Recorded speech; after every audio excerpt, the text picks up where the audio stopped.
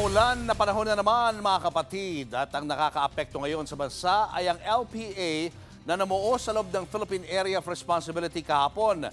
At live mula sa La Union, nasa frontline na balitang yan, ang ating weather frontliner Alvin Pura. Alvin, dalawang LPA na ang binabantayan ng Pag-asa. Inaasahan ba nating magiging bagyo ang nasa labas ng PAR?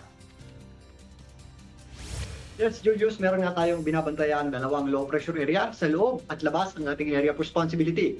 Unahin muna natin itong low pressure area sa labas ng PAR na huli pong namataan ng Pag-asa sa layang 1,755 kilometers east o silang bahagi ng southeastern Luzon.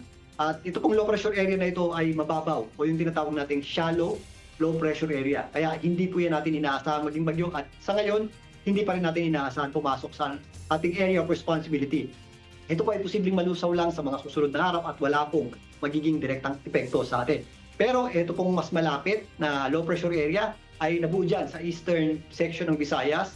Kanina po yan at yan po ay kasalukuyan ng tumatawid sa ating area o sa ating mga kalupaan. Ito pong low pressure area na ito ay huling namataan ng Pag-asa dyan po sa may area ng Quezon. Kagaya po ng low pressure area sa labas, ito rin po ay mababaw o ito rin po ay shallow low pressure area na kung saan dahil dyan, hindi rin po natin ito inaasahang maging isang ganap na bagyo. Pero dahil ito po ay nakadikit sa ating kalupaan, yan po ang nagpapaulan at nagpaulan. Dito po sa mga areas ng Bicol Region, kasama po dyan ang Mindoro, Romblon, Marinduque, kasama na po dyan ang malaking bahagi ng Calabarzon. Maging sa Metro Manila, ito pong low pressure area na ito ang nagpaulan sa atin. Maging dyan po sa area ng Central Luzon, maka-apekto po itong low pressure area na ito. Kasama na po dyan, ito pong northern portion ng Luzon, including mga kabundukan sa Benguet at Baguio City. Kasama na rin po dyan ang areas ng Cagayan, Isabela, maging dito po sa Ilocos Region. Kasama nga dyan ang area ng La Union. Ito pong low pressure area nito, maaaring bukas ay nandito na sa may West Philippine Sea at yan po ay posible ng lumayo sa ating bansa at posible rin pong malusaw sa mga susunod na araw at mababawasan na po ang epekto niyan sa atin.